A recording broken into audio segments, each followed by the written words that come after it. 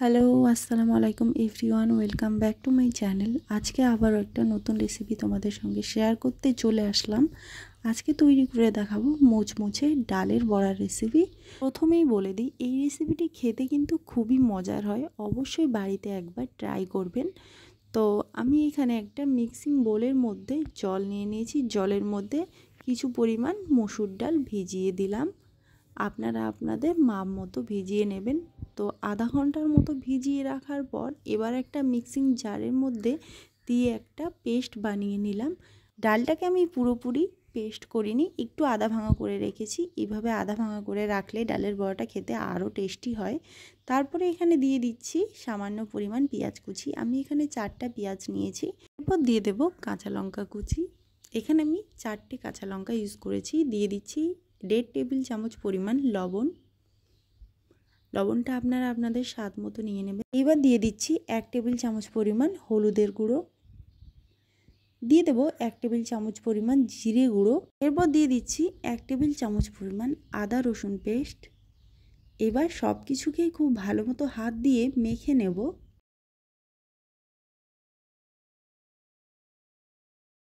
হাত দিয়ে খুব ভালো মতো চেপে চেপে মেশাতে হবে, যাতে সব কিছু ডালের সঙ্গে খুব ভালো মতো মিশে যায়।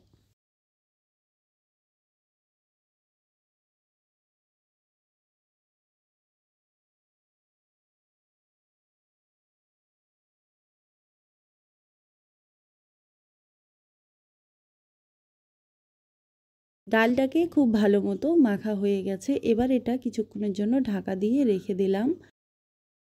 অপরদিকে একটা কড়াই নিয়ে নিয়েছি। কড়াইয়ের মধ্যে দিয়ে দিচ্ছি তেল। তেল গরম হলেই এর মধ্যে দিয়ে দেব ডালের বড়াগুলোকে ভাজতে। এক এক করে আমি বড়াগুলোকে দিয়ে দেব।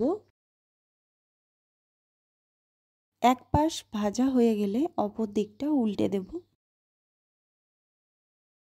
এই যে দেখুন, এক পাশটা ভাজা হয়ে গেছে। এবার সব বড়াগুলি আমি অপর দিকটা উল্টে দেব। বড়াগুলি ভাজা প্রায় হয়ে এসছে। আর কিছুক্ষণ নেড়ে চেড়ে বড়াগুলোকে আমি তুলে নেব। এবার বড়াগুলিকে আমি তেলটা ছেঁকে তুলে নিচ্ছি।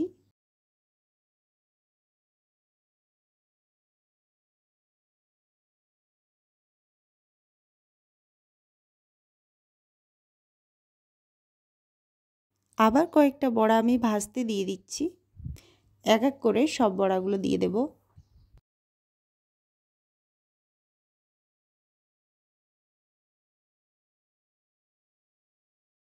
এক সাইড ভাজা হয়ে গেছে। এবার আমি অপর সাইডগুলো ঠিক একইভাবে উল্টে উল্টে দেব।